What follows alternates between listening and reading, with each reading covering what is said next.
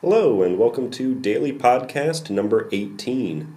I'm Eric Dobson, and before I get into the main topic for today, I just want to mention that I noticed that the audio quality of the last two has been a little less optimal. So I made a couple adjustments to hopefully clean that up a little bit. And I do have some new gear coming in the mail in the next few days that hopefully should really help clean this up and keep it sounding good. Also, not that these are any sort of great photo quality, great videos that I've been putting up on YouTube of just the recordings of these podcasts, but I did finally manage to get an actual 720p high quality video uploaded yesterday. So yeah, learning a few things. Hope the video quality continues to improve. And that way when I kind of take it out in the field and do some other stuff, should be able to get a pretty decent quality going.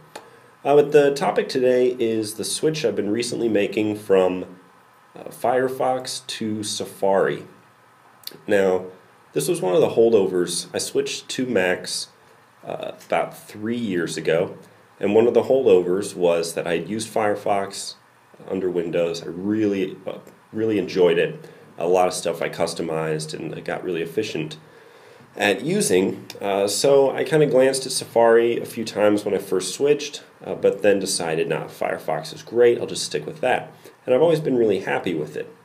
Now, the last, 2 to 4 months, I've noticed the performance of Firefox has really dropped significantly for me. I've had some real memory issues that I notice if I keep it open for hours into a couple days. The longer I have it open, the more and more memory it's using up. I use the iStat toolbar. It goes up on the top of the screen so I can see all the CPU and memory and hard drive stats and some other stuff, and I notice that memory bar just keeps creeping up the longer and longer I have Firefox open. So eventually I'd have to close all the tabs that I'd been kind of kept open, had a few tabs for later, and had to close them down and reopen. And there's been some other stuff too that it was just really getting annoying. So I thought, I've gone full Mac, full Apple. Let's try Safari. I know they've, when I look at HTML5 and some other things that are happening, the WebKit browser really seems to be leading on that, along with Chrome, which my understanding is it's using the same fundamental engine. Haven't really got too deep into that. But in any case, I thought, well, let's give Safari a try. So I've been using it solid for maybe 2 weeks now.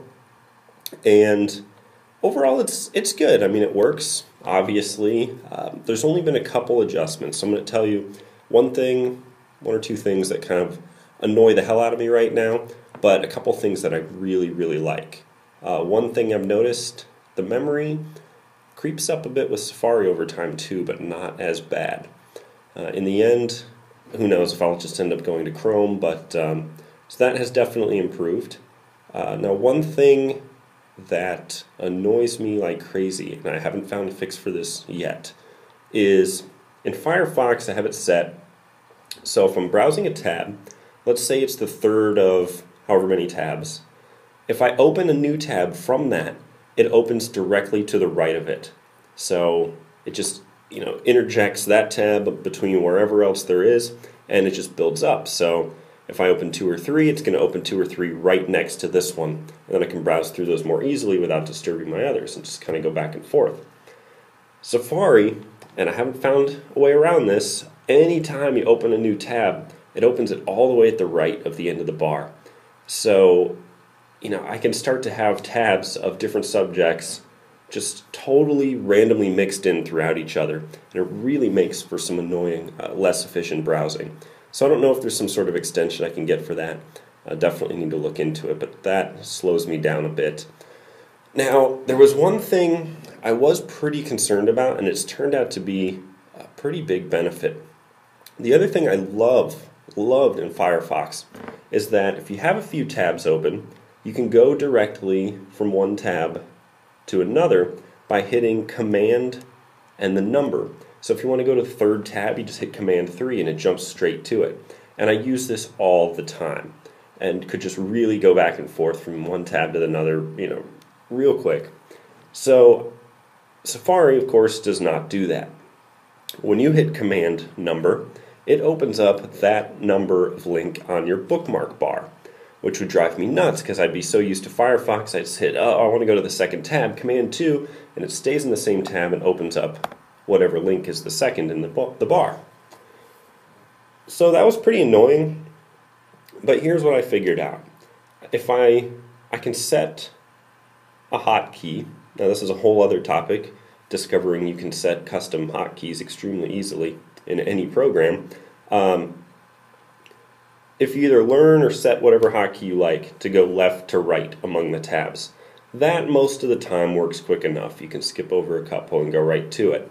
And then what that frees you up to do, instead of putting web pages, or maybe in addition to putting websites in your bookmark bar, put bookmarklets, JavaScript bookmarklets.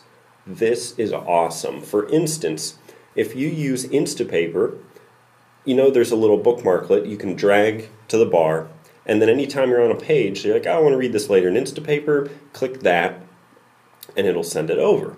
There's also some, I use one for the Twitter client, I use Nambu, that if you want to tweet something, a link to the page you're on, you just click that bookmarklet, it brings up the tweet with the link.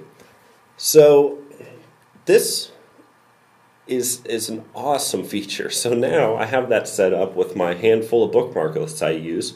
So anytime I'm on a page, it's just a really quick, oh, Command 1, it's an Instapaper. Oh, I love this, Command 2, I'm tweeting it. It's very, very quick for these functions for dealing with the information you're browsing. And that's really where I found saves more time for me overall. I can go left to right on tabs with some quick hotkeys, but for dealing with the information, instead of right-click here, copy this, send to this, whatever, those hotkeys with the bookmarklets are a huge time saver. So that's what I found to be a great use of a Safari feature that doesn't come stock in Firefox, and yeah, it turned a little bit of a negative into a big benefit. So that's kind of been my experience so far switching. There's been some other things I've found. The Safari Reader, if it senses an article, you can kind of open it up in this window that dims everything else, makes it look real good. And there are similar things you can do with bookmarklets and Firefox. But yeah, so overall it's been a decent switch. I'm still giving it a shot. I really should try Chrome as well, so I can settle on one to stick with for a while longer. But if anybody else has experience with these different browsers on the Mac and wants to give me their thoughts or other tips for any of the problems I've talked about, that'd be more than welcome. So yeah, if any of you have had similar issues with Firefox, you might want to consider a switch, and if so, let me know how it goes. That's the daily podcast for today. Hopefully it will be another successful 720p high quality upload. So that's it. Thanks for listening. YouTubers, thanks for watching. I've really appreciated the couple comments I've gotten recently, and have big plans for expanding this podcast and doing some other features as time goes on. So if you'd like, you can subscribe on YouTube. And as I said, I plan to have ericdobson.com reprogrammed and set up by the end of the weekend. So hopefully all goes well with that. So again, thanks for listening. I'll speak soon.